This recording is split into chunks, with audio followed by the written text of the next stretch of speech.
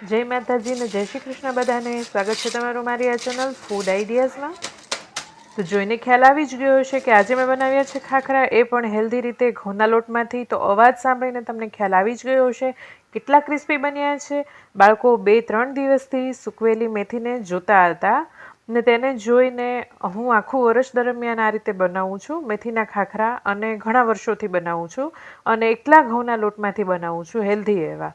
તો આ મેથી જોઈ અને બાળકોને વારંવાર ઈચ્છા થતી હતી કે ખાખરા બનાવો, તો આજે મેં બનાવ્યા અને તેનો વિડીયો મેં શૂટ કર્યો છે અને આજે હું તમને રેસીપી શેર કરું છું।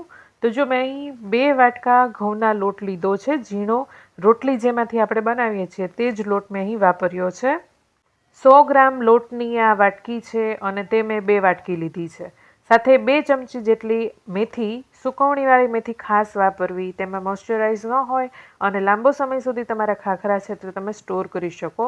થોડી હાથેથી અધકચરી આમ મસળી લીધી છે, થોડી આખી રાખવાની એ રીતે। અડધી ચમચી મીઠું, અડધાથી ઓછી ચમચી હળદર, 5 ચમચી જેટલું લાલ મરચું અને 4 ચમચી જેટલું તેલ મોણ માટે મેં અહીં ઉમેર્યું છે।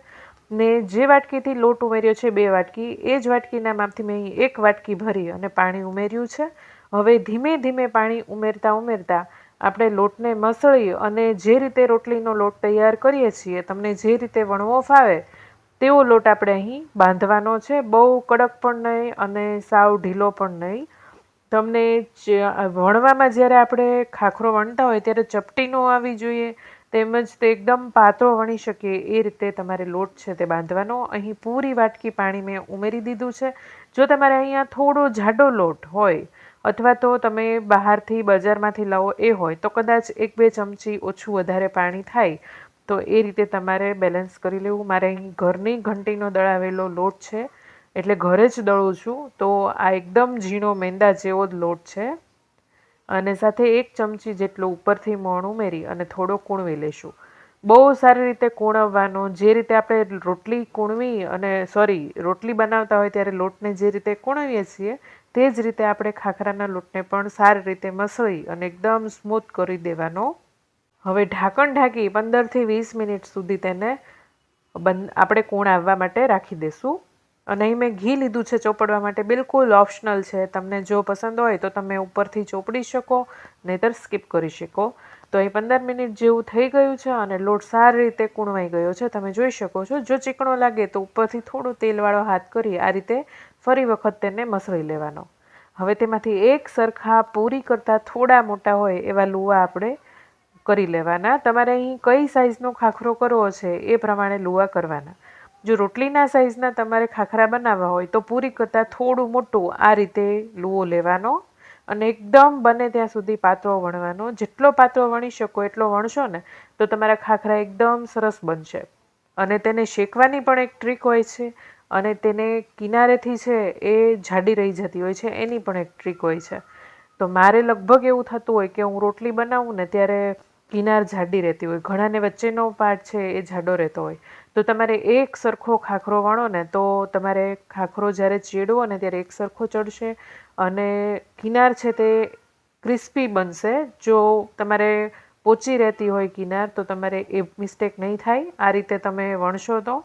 જો બને ને એટલો હું પાતળો બનાવું છું અને કિનારે પણ ખાસ વણું છું અને વચ્ચે પણ આ રીતે એક સરખો વણી અને જો એવું લાગે કે અનઇવન છે અને બહારથી લાવ્યા હોય તેવા ખાખરા આપણે જોતા છે, તો આપણે અહીં આ રીતે એકદમ પાતળો વણી અને ઉપરથી આ ટાઈપનું મોટું વાસણ અથવા તો ધારદાર કોઈ મોટું બાઉલ હોય તેને આ રીતે ઉપર રાખી અને કિનારને આપણે કટ કરી લેવાની, જેથી કદાચ કિનારમાં થોડો એવો જાડો એવો ભાગ હોય તો એ નીકળી જાય, તો કિનાર આપણી એકદમ એક સરખી પણ બને અને ખાખરા છે એ બધા એક સરખા થાય। અહીં મારે ધારવાળું બાઉલ નથી માટે થોડું કાઢવામાં પ્રોબ્લેમ થાય છે, પણ તમે ધારવાળું બાઉલ લેશો તો એકદમ સરસ રીતે હળવે હાથે જ તમારે નીકળી જશે કિનાર।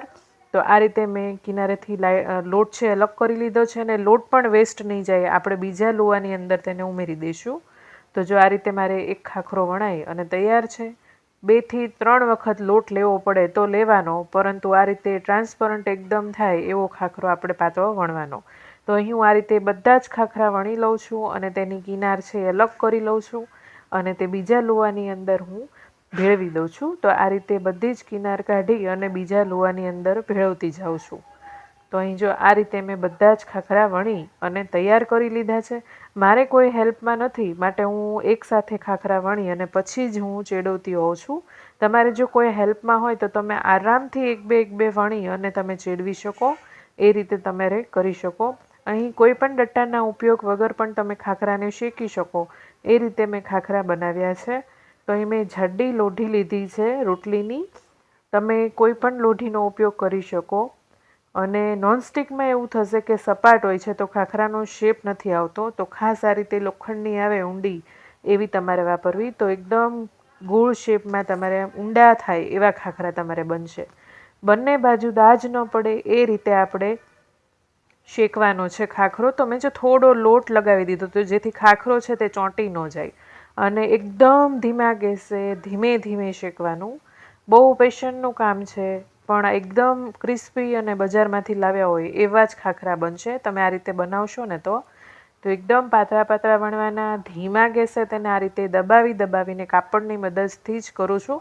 તમારી પાસે લાકડાનો ડટ્ટો હોય, તમને એ રીતે ફાવતું હોય તો તમે એનો ઉપયોગ કરી શકો. તો તમે જોઈ શકો છો એકદમ ક્રિસ્પી એવો ખાખરો. અને કિનાર પર ખાસ દબાવવું.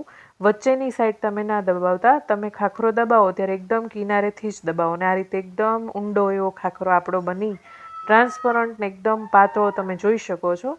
આ રીતે બધા જ ખાખરાને આપણે શેકી લેવાના. અને શેકાઈ જાય એટલે ગરમ ગરમમાં જ આપણે અડધી ચમચી જેટલો અહીં ઘી હું લગાવી દઉં છું.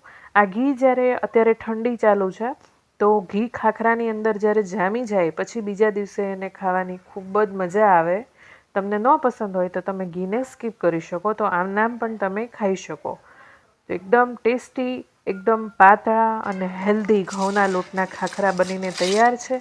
તમને અવાજ જોઈને ખ્યાલ આવી જ ગયો હશે કેટલા ક્રિસ્પી બન્યા છે ખાખરા. તો વિડીયો પસંદ આવ્યો હોય તો વિડીયોને લાઇક કરી શેર કરવાનું ન ભૂલતા.